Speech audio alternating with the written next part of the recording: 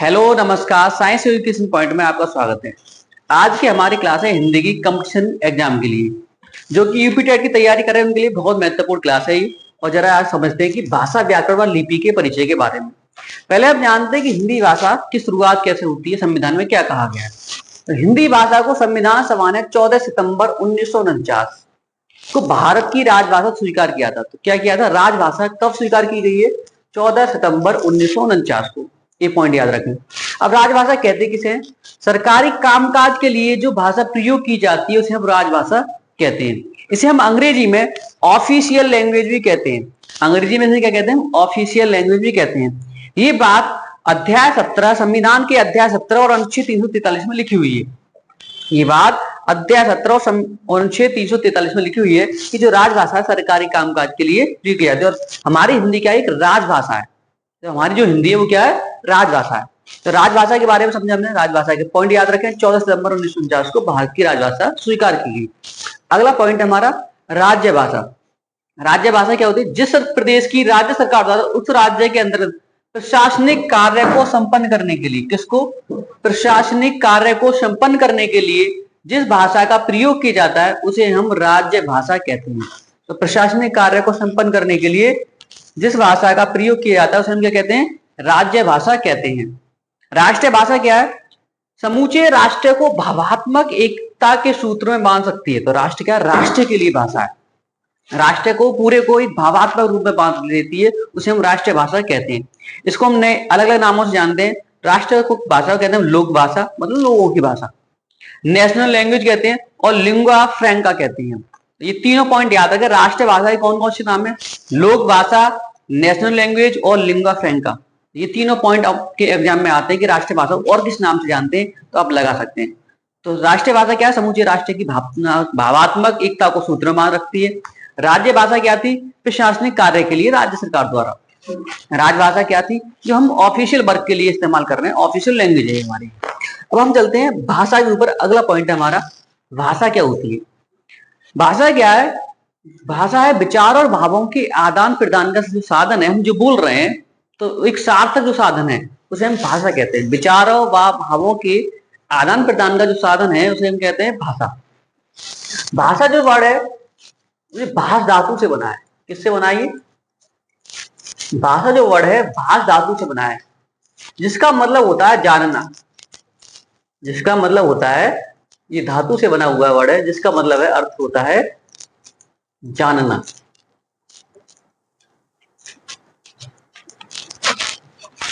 तो भाष धातु से बना है जिसका मतलब है जानना।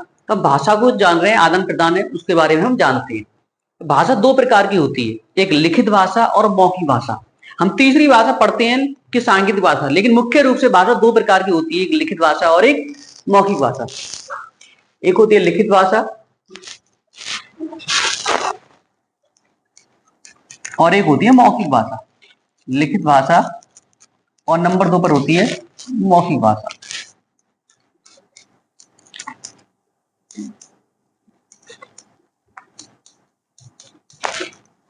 लिखित भाषा और मौखिक, ये दो प्रकार की भाषा होती है, एक लिखित और एक मौखिक भाषा।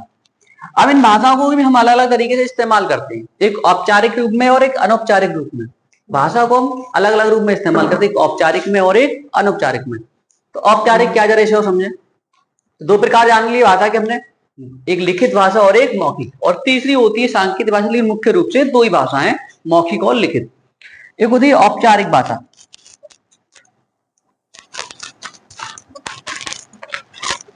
और एक होती है अनौपचारिक भाषा।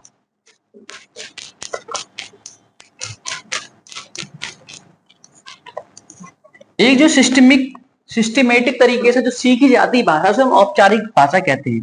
किसी भी क्षेत्र में पढ़ाई संबंधित जो भाषा सीखी जाती है उसे हम औपचारिक भाषा कहते हैं। जैसे कि स्कूल में आप जो भाषा सीख रहे हैं वो क्या है? पढ़ाई के लिए जो सीखी जाने वाली भाषा है, जो कि जिससे माहौल बनता है हमारा कि हम ये पढ़े लिखे माहौल के अलग से जो भाषा सीखी जा रही है, जो पढ़ाई के क्षेत्र में काम आती है। जैसे स्कूल की भाषा आप औपचारिक भाषा, क्योंकि आप स्कूल में बैठकर पढ़ रहे हैं सिस्टमेटिक तरीके से। तो जो भाषा सिस्टमेटिक होती है, सिस्टमेटिक जो भाषा होती है उसे हम कहते हैं औपचारिक भाषा। जो नियम के अनुसार काम की जाती है कि आप स्कूल जाएंगे, सुबह और उसके बाद आप पढ़ाई करेंगे, वो सब औपचारिक भाषा कहलाती है। और अनौपचारिक भाषा का मतलब है इसका कोई सिस्टम नहीं है, आप अपने घर से परिवार से सीखते हैं भाषा, पड़ोस से सीखते हैं, समाज से सीखते हैं। तो जो भाषा जो बिना किसी उद्देश्य के प्राप्त की जाती है उसे अनौपचारिक भाषा कहते हैं। औपचारिक का मतलब, औपचारिक भाषा में उद्देश्य होता है हमारा कि हम इस निश्चित उद्देश्य के लिए बात कर रहे हैं। औपचारिक भाषा एक उद्देश्य के लिए पढ़ाई की जाती है, उसे हम औपचारिक भाषा कहते हैं। जैसे कि आपको हाई स्कूल करना है या इंटर करना है, कोई भी डिग्री लेनी है, तो एक उद्देश्य हमारा ये करना है, तो औपचारिक भाषा कहलाएगी। जिसमें कोई उद्देश्य फिक्स नहीं, इसमें कोई उद्देश्य नहीं होता, आपको भाषा बस सीख रहे हैं। तो अनौपचारिक और औपचारिक भाषा भी समझ चुके हैं हम कि औपचारिक में एक उद्देश्य होता है, अनौपचारिक में कोई उद्देश्य नहीं होता है। ये स्कूली भाषा है, आप एक सिस्टमिक तरीके से सीखते हैं भाषा को। अनौपचारिक में परिवार से, पड़ोस से, समाज से, बहुत सारे साधन है जिससे हम भाषाएं सीखते हैं, अनौपचारिक भाषा कहलाती है। तो भाषा में हमने इतना जाना कि भाषा क्या है, भाषा धातु से बना है जिसका अर्थ जानना, सुनना, बहुत सारे पॉइंट होते हैं। ये दो प्रकार की होती है, लिखित भाषा, मौखिक भाषा। और भी दो प्रकार की भाषाएं, औपचारिक भाषा, अनौपचारिक भाषा। औपचारिक भाषा और अनौपचारिक। तो औपचारिक क्या था, एक सिस्टमेटिक था। अनौपचारिक क्या है, इसका कोई उद्देश्य नहीं, सिस्टमेटिक नहीं थी। अब भाषा के बाद हमारा पॉइंट आता है कि जो भाषा है उसे हम लिखने के रूप में इस्तेमाल करेंगे, जिसे हम कहते हैं लिपि। अगला पॉइंट है हमारा, लिपि क्या होती है। लिपि को समझते हैं पहले।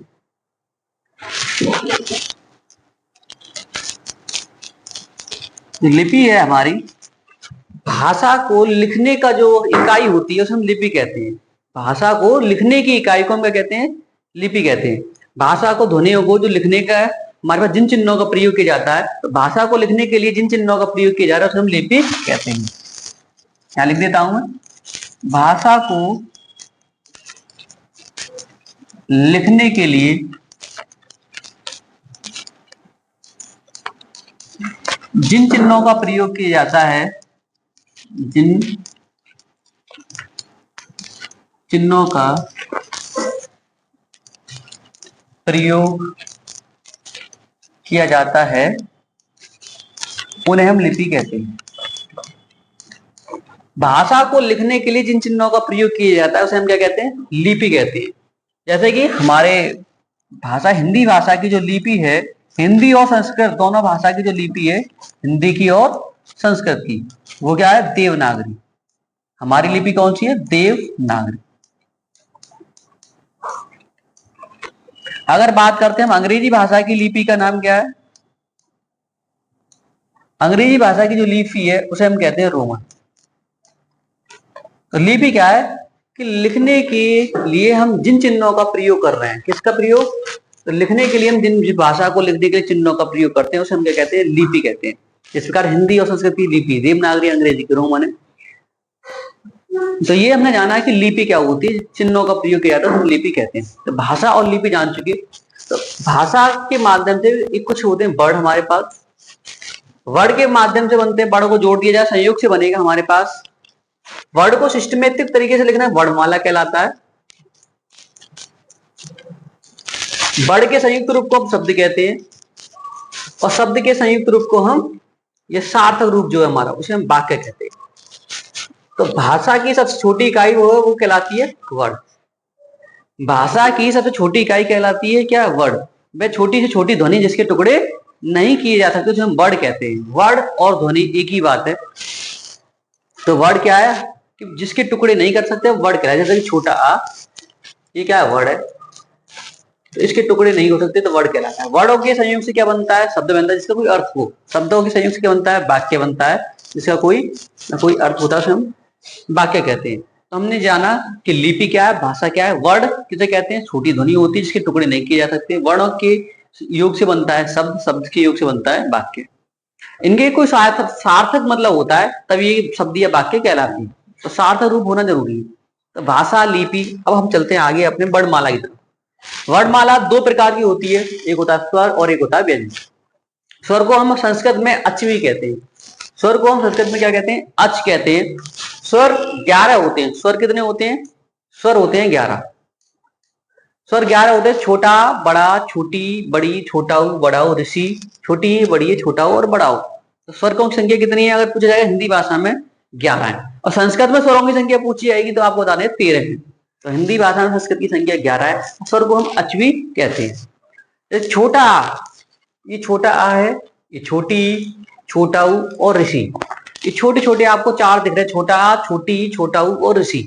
जितने भी छोटे हैं इसे हम कहते हैं मूल स्वर या फिर हस्त स्वर। इन्हें कहते हैं मूल स्वर या फिर हस्त स्वर। मूल स्वर या फिर कहते हैं हस्त स्वर या फिर कह सकते हैं लघु स्वर। इनकी संख्या कितनी होती है? 4। कौन कौन से हैं ये आपके सामने, छोटा आ, छोटी ई, छोटा आ, छोटी ई, छोटा ऊ और ऋषि। ये सब कहलाते हैं हमारे क्या? मूल स्वर या फिर हस्त स्वर कहलाते हैं। तो हस्त स्वर भी दो प्रकार के होते हैं, एक हस्त स्वर और एक दीर्घ स्वर। 3 प्रकार के होते हैं और एक होते हैं हमारा प्लुत स्वर। तो स्वर के बारे में बात चल रहा है। तो मूल स्वर कौन कौन से हैं? 1, 2, 3 और 4। 4 प्रकार के मूल स्वर हैं, हस्त स्वर हैं। हस्त स्वर कौन से होते हैं? एक होते हैं हमारे पास दीर्घ स्वर, बड़ा आ, बड़ी ई, बड़ा ऊ, छोटी ए, बड़ी ए, छोटा ओ और बड़ा ओ।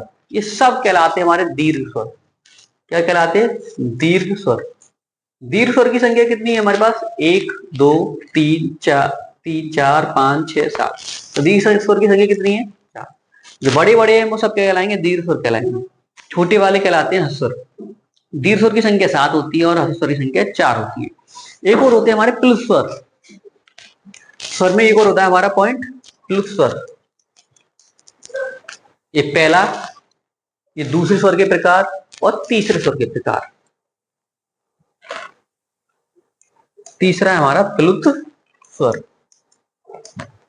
प्लस स्वर, प्लस जो स्वर है हमारे पास प्लुत स्वर, जिसे हम कहते हैं ओम। प्लस स्वर एक ही है हमारे पास, जिसे हम कहते हैं ओम। या फिर जो हमारे पास 2 मात्रा वाला ये दिखाता है, आ की आवाज देता है, जैसे क्या है? राम। ठीक है, ऐसे करके हम बोल रहे हैं राम। तो इसका मतलब प्लस स्वर किसे कहते हैं? ओम। और राम वाले जैसे वर्ड अगर बीच में दिख रहा है तो हम प्लस स्वर भी कहते हैं। जो हमारे पास क्वेश्चन है हस्त स्वर याद रखें, आप दीर्घ स्वर याद रखें। स्वर को हम अच कहते हैं। 11 स्वर होते हैं। अनुसार क्या होता है? अनुसार यह है कि छोटी बिंदी होती है हमारे पास, उसे हम अनुसार कहते हैं। छोटी बिंदी हमारे पास अनुसार की, छोटी अंक को हम क्या कहते हैं? अनुसार कहते हैं। विसर्ग क्या है? विसर्ग क्या है? जो बड़ी अंग है उसे हम विसर्ग कहते हैं। जो हमारे पास बिंदी लगी होंगी, ये लगा दिया, ये कहलाते हैं हस्त, अनुसार और विसर्ग। अनुनासिक क्या होता है? जो चंद्र बिंदी होती है उन्हें हम अनुनासिक कहते हैं। चंद्र बिंदी को हम क्या कहते हैं? अनुनासिक कहते हैं। हमने जाना कि अनुसार क्या है? छोटी अंक, विसर्ग क्या है? बड़ी अंक, अनुनासिक क्या है? चंद्र बिंदी। इन दोनों को मिला के, छोटी अंक और बड़ी अंक को मिला के हमारे पास अनुसार और विसर्ग, अच्छा इन्हें हम मिलाकर हम बोलते हैं अयोग वाक्। दोनों क्या बोलते हैं हम? अयोग वाक्। अयोग वाक् कौन कौन सा? छोटी अंक और विसर्ग, ये दोनों मिला क्या कहलाते हैं? अयोग वाक् कहलाते हैं। तो अनुसार और विसर्ग को अगर कंपोजिट कर दिया जाता है तो क्या कहलाते हैं? अयोग वाक् कहलाते हैं। तो अनुसार में छोटी अंक आती है, विसर्ग में बड़ी अंक आती है, अनुनासिक में चंद्र बिंदु। जैसे कि एग्जाम्पल समझे, मैंने कहा चांद, ये क्या कहलाएगा? हमारा अनुनासिक कहलाएगा। हमने इसमें लिख दिया हंसना, तो ये कहलाएगा हमारा अनुस्वार कहलाएगा। ये हमने लिख दिया दुख, ये विसर्ग का इस्तेमाल कर रहे हैं, तो ये कहलाएगा विसर्ग। तो हमने कुछ स्वर और थे जिन्हें हमने जाने, जैसे कि अनुस्वार है, विसर्ग है, अनुनासिक है। अनुस्वार में छोटी अंग आती है, विसर्ग में बड़ी अंग आती है, अनुनासिक में चंद्र बिंदु आती है। अनुस्वार और विसर्ग को जब कंपोजिट कर दिया जाता है, मिला दिया जाता है, तो क्या कहलाते हैं? अयोग वाक् कहलाते हैं। ये एग्जाम में पूछा जाता है, याद रखें कि अयोग वाक् कौन कौन से? छोटी अंग और बड़ी अंग। अब आगे चलते और कौन से स्वर हो सकते हैं, ये याद रखें, दीर्घ स्वर और मूल स्वर और प्लुत स्वर को। अगला स्वर मूल दीर्घ स्वर क्या होते हैं, संयुक्त स्वर क्या होते हैं और आगम स्वर क्या होते हैं? मूल दीर्घ स्वर, मूल दीर्घ का मतलब दीर्घ माने बड़ा होता है, ये बड़े ही होंगे। तो बड़ा आ, बड़ी ई, बड़ा ऊ और ऋषि। अगर इन सबको हम बोलते हैं मूल दीर्घ स्वर। मूल दीर्घ स्वर मतलब बड़ा आ, बड़ी ई और बड़ा ऊ और ऋषि को मिला के हम क्या कहलाते हैं? मूल दीर्घ स्वर बनाते हैं, इन्हें बोलते हैं मूल दीर्घ स्वर। ये बात याद रखें आप। अगला है हमारा संयुक्त स्वर। संयुक्त स्वर जो होते हैं हमारे पास ये भी बड़े होते हैं, जैसे कि छोटी ए, बड़ी ए, छोटा ओ और बड़ा ओ, ये कहलाते हैं हमारे संयुक्त स्वर। संयुक्त स्वर कितने होते हैं? ये भी चार होते हैं, छोटी ए, बड़ी ए, छोटा ओ और बड़ा ओ, ये कहलाते हैं संयुक्त स्वर। ये कुछ दो बड़ों से मिलकर बने हुए, इसलिए हम संयुक्त स्वर कह रहे हैं। तो मूलधिक स्वर में क्या है? बड़ा, बड़ी, बड़ाऊ और ऋषि। संयुक्त स्वर में क्या है? ये दो हमारे पास वर्ड जो स्वर वाले वर्ड है उनसे मिलकर ये बने हुए, इसलिए हम संयुक्त स्वर कहते हैं। आगम स्वर में केवल ओ आता है। आगम स्वर में केवल क्या आता है? ओ आता है, जैसे कि डॉक्टर। तो आगम स्वर किसे कहेंगे? जो ओ की आवाज देता है हम आगम स्वर कहते हैं। अब नीचे लिखा हुआ है जीवा के आधार पर स्वरों के प्रकार। जीवा के आधार पर स्वर तीन प्रकार के होती है, जैसे कि अग्र स्वर, मध्य स्वर और पश्च स्वर। अग्र, मध्य और पश्च स्वर ये जीवा के आधार पर होते हैं। तो मैंने एक टेबल बनाई हुई है अग्र स्वर, मध्य भाग, पश्च भाग, इनके बारे में। इनसे जो ध्वनि है हमारे पास अग्र वाली, मध्य भागी, पश्च वाली, कुछ होते समृद्ध स्वर, अर्ध समृद्ध स्वर, अर्ध विभ्रत स्वर और विभ्रत स्वर। समृद्ध स्वर को हम क्लोज बोलते हैं, मतलब कि बंद तरह से काम करते हैं। समृद्ध का मतलब होता है क्लोज। तो अग्र स्वर कौन से होते हैं समृद्ध स्वर में? छोटी ई, बड़ी ई और ऋषि। और मध्य भाग कुछ होता नहीं समृद्ध स्वर में, और हमारे पश्च भाग होता है छोटा ऊ और बड़ा ऊ। तो अगर हमारे पास समृद्ध स्वर पूछे जाएंगे तो कौन है? छोटी ई, बड़ी ई और ऋषि अग्रभाग का पार्ट है, मध्य भाग का होता नहीं है क्योंकि तो क्लोज होते हैं। और पश्च भाग का छोटा ऊ और बड़ा ऊ। तो संख्या कितनी है इनकी? चार है। अगर ये पूछा जाए अर्ध समृद्ध स्वर, मतलब कि हाफ, आधा बंद है ये अर्ध समृद्ध स्वर, तो छोटी ए, अग्रभाग का छोटा ए और छोटी ए और मध्य भाग में कुछ नहीं, और पश्च भाग में बड़ा ओ, छोटा ओ। तो छोटी ए और छोटी ओ दो मिलकर अर्ध समृद्ध स्वर कहलाते हैं। अर्ध विभ्रत स्वर में कौन से? बड़ी ए और बड़ा ओ, और ओ की आवाज जो हमने आगम स्वर सीखा था, और छोटा मध्य भाग का, ये तीनों कहलाते हैं हमारे पास क्या? एक, दो, तीन, चार हो गए ये अर्ध विभ्रत स्वर, मतलब हाफ ओपन। विभ्रत स्वर ये ओपन होते हैं। ये कैसे होते हैं? ओपन होते हैं। ओपन में क्या है? केवल बड़ा आ आता है। ओपन में विभ्रत स्वर में क्या आता है? केवल बड़ा आ आता है। इनकी संख्या दे रखी है कितने कितने होते हैं। इस टेबल को आप अच्छे से ध्यान में रखना कि कौन कौन से कैसे कैसे होते हैं, लेकिन इन तीनों को जरूर याद रखें। अग्र स्वर, अग्र स्वर में कौन कौन से आते हैं? जैसे कि हम ये बात कर रहे हैं अलग अलग अग्र स्वर, छोटी ई, बड़ी, छोटी ए, बड़ी। तो छोटी ई, बड़ी ई, छोटी ए और बड़ी ए और ऋषि, ये सब क्या कहलाते हैं हमारे पास? अग्रस्वर कहलाते हैं। अग्रस्वर का मतलब है आगे की जो जीभ है आपकी ऊपर नीचे उठती है, उसे हम अग्रस्वर कहते हैं। तो जीभ जो है आगे ऊपर और नीचे उठती है, आगे की जीभ, उसे हम अग्रस्वर कहते हैं। छोटी, बड़ी, छोटे ये, बड़ी और ऋषि। मध्य स्वर में केवल, मध्य स्वर ये वाला मध्य स्वर में केवल क्या आता है? आ आता। मध्य स्वर में केवल आता। तो जीभ का मध्य का भाग उठता है, उसे हम क्या कहते हैं? मध्य स्वर कहते हैं, जैसे कि छोटा आ। पश्च स्वर मतलब कि पीछे वाले स्वर। पश्च स्वर किसे कहते हैं? पश्च स्वर ये वाले थे हमारे पास, छोटा ऊ, बड़ा ऊ और छोटा बड़ा, छोटा ऊ और बड़ा ऊ और ओ और बड़ा, ये सब क्या कहलाते हैं? पश्च स्वर कहलाते हैं। इसमें क्या जीभ पीछे का पार्ट उठता है, इसमें क्या आएगा? बड़ा आता है, ये आता है छोटा ओ, बड़ा ओ, छोटा ओ, बड़ा ओ और छोटा ऊ। इसको पहले छोटा ऊ, बड़ा ऊ, छोटा ओ, बड़ा ओ, और एक और आ जाता है हमारे पास ओ वाला, जो तो हमारा आगम स्वर था। तो ये कहलाते हैं पश्च स्वर। तो आप इन तीनों पॉइंटों को याद रखें। स्वर कौन कौन से? अग्र स्वर को छोटी, बड़ी, बड़ी और ऋषि। मध्य स्वर केवल आ होता है। पश्च स्वर जिसमें पीछे की जीभ उठती है, तो बड़ा आ, छोटा ऊ, बड़ा ऊ, छोटा ऊ, बड़ा ऊ और ओ। इनकी संख्या आपके सामने ये चार पांच होते हैं, ये एक होता है, दो, चार, छह ये होते हैं। इन प्रकार आप याद रखें जीवा के आधार पर स्वर कौन कौन से हो सकते हैं। मूल दीर्घ स्वर याद रखें, संयुक्त स्वर भी याद रखें और आगम स्वर, ये सब आपके इंपोर्टेंट पॉइंट है, और टेबल को याद रखें। हम चल रहे हैं स्वर के बाद। स्वर के बारे में सीखा कि दीर्घ स्वर, ह्रस्व स्वर, प्लग स्वर, और अलग अलग स्वर के प्रकार सीखे हमने। अनुनासिक क्या है ये भी सीखा, अनुस्वार क्या है ये भी, विसर्ग क्या है। अनुनासिक और अनुस्वार मिलकर क्या बन जाते हैं, मतलब विसर्ग और अनुस्वार मिलकर क्या बन जाते हैं, हमें जाना, वो अयोगवाक कहलाती है। अब हम चलते हैं व्यंजन पर। व्यंजन को कहते हैं हल। व्यंजन को क्या कहते हैं? संस्कृत में हल कहते हैं। व्यंजन की कुल संख्या, कुल व्यंजन पूछ जाए कितने? 39। अब मूल व्यंजन पूछ जाए वो कितने हैं? 33। 39 और 33। तो जो 39 तो 33 है हमारे पास मूल व्यंजन वो ये है। 25 और 4 29 और 4 33। मूल व्यंजन की संख्या कितनी है? 33 है। वो स्पष्ट व्यंजन, अंतस्थ व्यंजन, उस व्यंजन मिलकर क्या कहलाते हैं? मूल व्यंजन कहलाते हैं। मूल व्यंजन कौन कौन से होते हैं? ये तीनों को मिला दिया जाए तो क्या कहलाएंगे ये? इन तीनों को मिलाकर बनते हैं मूल व्यंजन। स्पर्श व्यंजन, अंतस्थ व्यंजन और ऊष्म व्यंजन को, तीनों को अगर कंबाइन कर दिया जाता है तो ये क्या कहलाते हैं? मूल व्यंजन कहलाते हैं तीनों को। 29 और 4, 25, 29 और 4 33 ये मूल व्यंजन हो गए। उत्क्षिप्त, संयुक्त, आगत व्यंजन ये क्या होते हैं? इन्हें और जानते हैं। स्पर्श व्यंजन को हम अगली अपने टेबल में सीखेंगे, ये थोड़ा नहीं 25 होते हैं तो इनकी संख्या। पहले अंतस्थ को सीखते हैं।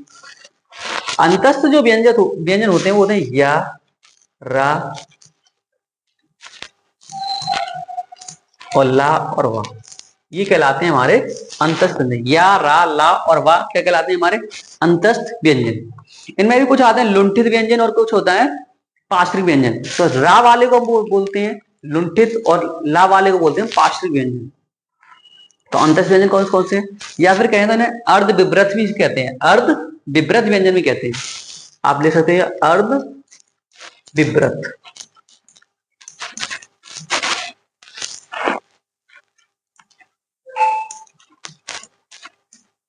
अर्ध विव्रत भी कहते हैं। तो ये रा वाले को हम लुंठित कहते हैं और ला वाले को हम पार्श्विक भी कहते हैं। तो अंतस्थ व्यंजन संख्या 4 होती है, वो याद रखना आपको, या, रा, ला और वा। तो अंतस्थ व्यंजन कौन कौन से होते हैं? या, रा, ला और वा। ऊष्म व्यंजन, ऊष्म व्यंजन के तो ये भी 4 होते हैं, वो कौन है? शा, शा और शा और हा। शा, तीनों शा मिला दो और हा मिला दो, ये क्या कहलाते हैं? ऊष्म व्यंजन। इन्हें हम संघर्षी भी कहते हैं, इन्हें हम संघर्षी व्यंजन भी कहते हैं। क्या कहते हैं? हम संघर्षी व्यंजन भी कहते हैं। तो उस व्यंजन कौन कौन? शा, शा, शा और हा, ये संघर्षी व्यंजन कहलाते हैं। अंतर कहते हैं या, वा, रा, ला, या, रा, ला और वा। तो ये कहलाते हैं हमारे पास क्या? अंतस्थ व्यंजन। उत्क्षिप्त व्यंजन, इसे हम द्विगुण भी कहते हैं। उत्क्षिप्त का हमारा दूसरा नाम है द्विगुण, या द्विगुणी या द्विगुण व्यंजन भी कहते हैं। ये कौन कौन से होते हैं? डा और डा, ये दो होते हैं, डा और डा, डा और डा। इनका प्रयोग हमेशा दो वर्डों के बीच में किया जाता है। जैसे कि हमने लिखा सड़क तो बीच में बिंदी आएगी, हमने लिखा मेंढक तो बीच में बिंदी आएगी। तो जो बिंदी वाले जो पॉइंट होते हैं हमारे पास डा और डा, वो हमेशा दो वर्डों के बीच में इस्तेमाल किया जाता है। हमने सड़क लिखा है, मेंढक लिखा है। अगर ये बाद में आते तो हम इनका प्रयोग नहीं करते। जैसे कि मैंने लिखा ढोलक,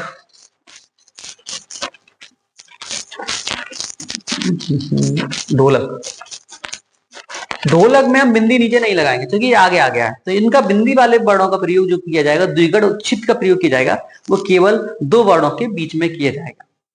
ये संयुक्त व्यंजन कौन कौन से होते हैं? संयुक्त व्यंजन जैसे कि क्षात्रिय, त्रात्रसूर, ज्ञानी और श्राश्रम, ये हमारे पास कैसे होते हैं?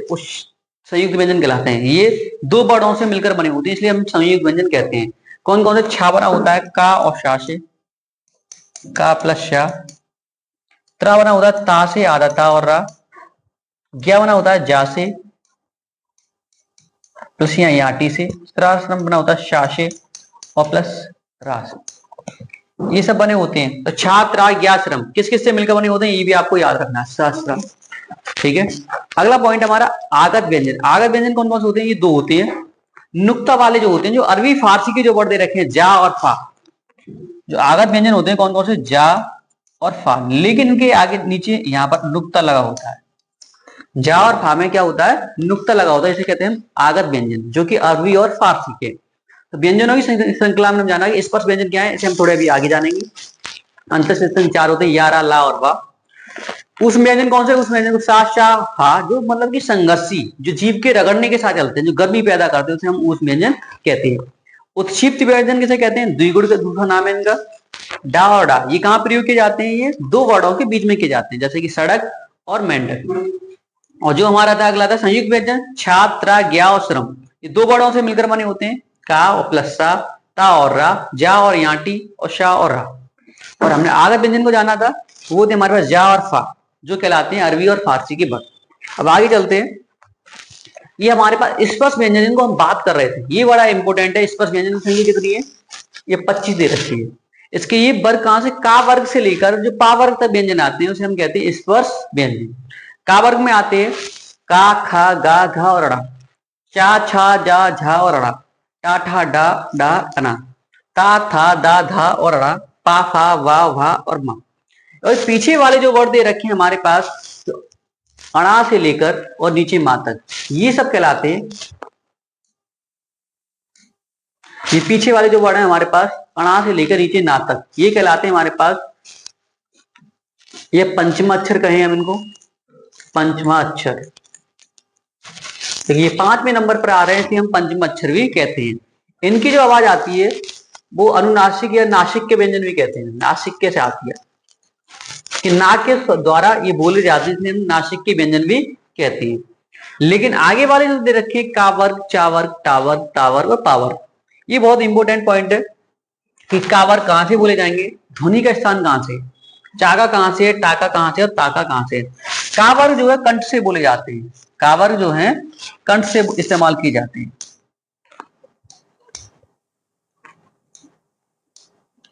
का वर्ग को हम कहां से बोलते हैं, ये हम कंठ से इस्तेमाल करते हैं। तो कंठ से पूछा जाए, कंठ से कौन से व्यंजन बोले जाते हैं, का, खा, गा, घा और ण। और चा वाले हैं तो ये तालु से बोले जाते हैं, कहां से, ये तालु से बोले जाते हैं। तो चा, छा, झा, झा, अणा, ये तालु से इस्तेमाल किए जाते हैं। टा वाले जो है मूर्धा से बोले जाते हैं। टा वाले जो है व्यंजन, टा वर्ग के व्यंजन सारे मूर्धा से बोले जाते हैं, चा वर्ग के तालु से, का वर्ग के कंठ से। तो ये मूर्धा से, टा ठा डा ढा अणा।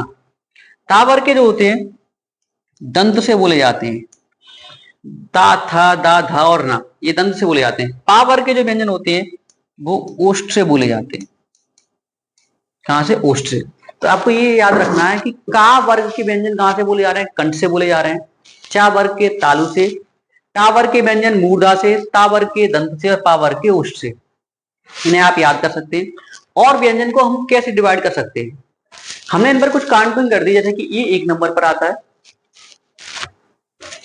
ये का वाला 1 नंबर है, ये 2 नंबर पर आता है, ये 3 नंबर पर, और ये 4, और ये आता है 5 नंबर। हमने इन वाली रो को नाम दे दिया, का रो को बोल दिया हमने 1, खा रो को बोल दिया 2, और गा रो को बोल दिया हमने 3, और घा को बोल दिया हमने 4, और अणा को बोल दिया हमने 5। इनको पंचमाक्षर भी कह रहे थे। इन रो की सहायता से हम घोष, अघोष, प्राण और अल्पप्राण और महाप्राण के बारे में जानेंगे। तो हम चलते हैं घोष और अघोष। एक होते हैं घोष और एक होते हैं अघोष। पहले अघोष की बात करते हैं, उसके बाद घोष की बात करते हैं। एक होते हैं हमारे पास अल्प प्राण,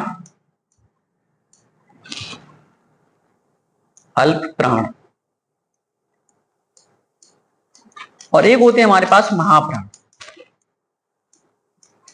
अल्प प्राण और महाप्राण। अब याद कैसे करते हैं, हमने काउंटिंग कर दी, जो रो की काउंटिंग की है 1 2 3 4 5। तो अघोष को याद करना है हमने। जो अघोष वर्ड कौन से होते हैं एग्जाम में पूछा जाएगा। अघोष आ से स्टार्ट हो रहा है, आ मतलब कि स्टार्टिंग में आता है, तो 1 नंबर पे आता है आ, तो 1 नंबर से स्टार्ट करते हैं। अघोष जो है पहला पॉइंट आएगा हमारा अघोष का, पहला पॉइंट किसका होगा, अघोष का। उसके बाद नंबर दूसरा पॉइंट होगा अघोष का। पहला और दूसरी जो रो दे रखी है हमारे पास, पहली और दूसरा जो कॉलम दे रखा है वो हमारे पास क्या कहलाएगा, अघोष कहलाएगा। नंबर पहला और ये दूसरा, पहली रो, ये पहला कॉलम है, ये दूसरा कॉलम है, तो पहले कॉलम और दूसरा कॉलम ये दोनों दे रखे हैं हमारे पास, क्या कहलाएंगे, अघोष कहलाएंगे। तो कॉलम पर ध्यान देना है, ये मात्र जो खड़ी लाइन है, तो पहली और दूसरी लाइन के जितने भी व्यंजन है वो क्या कहलाएंगे, अघोष कहलाएंगे। बचे हुए 3 4 5, 3 4 और 5 ये कहलाएंगे हमारे पास घोष कहलाएंगे। अघोष समझ में आया। और घोष, अघोष का मतलब 1 से स्टार्ट हो रहा है, तो पहला और दूसरा, तीसरा चौथा 5 में कहलाएगा घोष। इसी प्रकार अल्पप्राण को समझते हैं। अल्पप्राण में क्या होता है, अल्पप्राण में भी आ रहा है, इसका मतलब संख्या ज्यादा है, तो पहला, तीसरा और 5वां ये सब क्या कहलाते हैं, अल्पप्राण कहलाते हैं। तो 1 3 5 जो कॉलम दे रखे हैं हमारे पास वो कहलाएंगे हमारे पास क्या, अल्पप्राण। महाप्राण कौन से होंगे, दूसरा और चौथा जो होगा उसे हम कहेंगे महाप्राण। तो हमने काउंटिंग कर ली ऊपर नंबर डाल के, जो कॉलम दे रखे हैं हमारे पास, जो खड़ी लाइनें हैं हमारे पास, उनमें कि अघोष वाले में पहली और दूसरी खड़ी लाइन आएगी, घोष वाले में तीसरी चौथी 5वीं आएगी, अल्पप्राण में पहली तीसरी और 5वीं आएगी, महाप्राण में दूसरी और चौथी आएगी। इस प्रकार हम याद कर सकते हैं अल्पप्राण, महाप्राण, घोष और अघोष को। कुछ होते हैं हमारे पास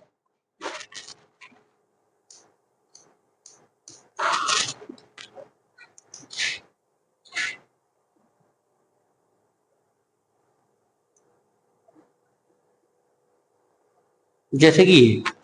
अब हमने कुछ और नीचे लिखे हुए हैं, या, रा, ला और वा वाली। या वाली जो लाइन है वो पहली वाली लाइन है हमारी, और रा वाली है वो तीसरी है, और ला वा वाली है ये लास्ट वाली है। अगर अंतस्थ व्यंजन भी पूछा जाए वो कहां से आते हैं, अंतस्थ व्यंजन को आप कर सकते हैं कि अंतस्थ व्यंजन या वाली लाइन पहली होती है और सा वाली लाइन ये दूसरी होती है हमारे पास। ये हमारे पास उष्म व्यंजन नीचे वाली जो रखें वो उष्म वाली लाइन में शा जो होगा दूसरे में, और शा होगा वो चौथे में आएगा। और जो या रा ला वा आएगा तो या वाला आएगा पहली में, और रा वाला आएगा तीसरे में, और ला और वा आएंगे पांचवी में। इसका अंतस्थ का भी हम चित्र बना सकते हैं, जैसे मैंने बनाया हुआ है, आप देख कर बना लें कि ये भी व्यंजन कहां पर पूछे जाते हैं, तो घोष अघोष में आएंगे, किस में आएंगे, ये भी आप डिनोट कर सकते हैं। अब हमने जानते हैं कुछ स्वतंत्रीय वर्ड, तो स्पर्श व्यंजन के बारे में जाना। अब हम जानते हैं स्वर तंत्रीय वर्ड। स्वर तंत्रीय वर्ड कौन सा होता है, हा होता है, ये आपको याद रखना है। वत्स्य वर्ड कौन सा होता है, शा, रा, ला और जा। शा, रा, ला क्या कहलाता है, वत्स्य वर्ड कहलाता है। प्रकंपित व्यंजन कौन सा कहलाता है, आर कहलाता है। पार्श्विक व्यंजन कौन सा कहलाता है, ला कहलाता है। प्रकंपित को हमने कहा था, मैंने कहा था लुंठित भी कहते हैं इसको, क्या कहते हैं, लुंठित। लुंठित व्यंजन को हम प्रकंपित व्यंजन भी कहते हैं, जिसे हम रा कहते हैं। पार्श्विक व्यंजन कौन सा होता है, हमारा ला होता है। काकल्य वर्ड आपको याद रखना है, ये हा होता है और विसर्ग आते हैं इनके साथ में। संघर्षहीन कौन से होते हैं, या और वा होते हैं। तो हमने आज की क्लास में इतना जाना कि स्वर के बारे में, वर्णमाला के बारे में और व्यंजन के बारे में। तो हमने जितने भी पॉइंट थे वर्णमाला से वो सारे इस जो हमारी वीडियो है इससे पूरे आ सकते हैं, और इनके ऊपर जितने भी आए हुए सवाल होंगे और ध्वनियां होंगी हमने और जानेंगे, और फिर मिलेंगे अपनी अगली क्लास में। नमस्कार।